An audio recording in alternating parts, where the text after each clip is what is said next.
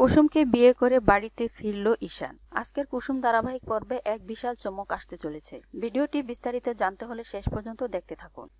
বিশুনি আশীর্বাদী ছোট ছেলে ঈশানের সাথে দেবলিনার বিয়ে ঠিক করে ফেলে ইন্দ্রাণী, কিন্তু ঈশান সে কিছুতেই মেনে নিতে পারে না দেবলিনার ব্যবহার। তাই দেবলিনার উপর সে বড্ড রেগে গিয়ে দেবলিনাকে সকলের সামনে চরম অপমান করে ঈশান, আর তাতেই বেজায় চটে যায় ইন্দ্রাণী। অন্যদিকে আবার আয়ুষ্মান ঘরেতে মনে মনে ভাবতে থাকে, কেন কুসুমকে দেখলে আমার মন ভালো হয়ে যায়, তবে কি আমি কুসুমকে ভালোবেসে ফেলেছি?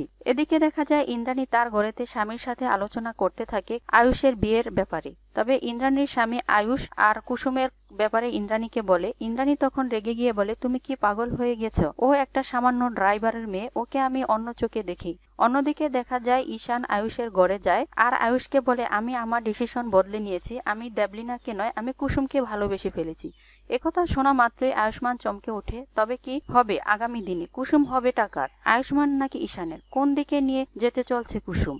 আপনাদের মনে কেমন প্রশ্ন জাগে তা কমেন্ট বক্সে কমেন্ট করে জানান। ভিডিওটি ভালো লাগলে লাইক দিন আর চ্যানেলের সাথে থাকতে চ্যানেলটিকে সাবস্ক্রাইব করে পাশে থাকুন। ভিডিওটি শেষ পর্যন্ত দেখার জন্য অসংখ্য ধন্যবাদ।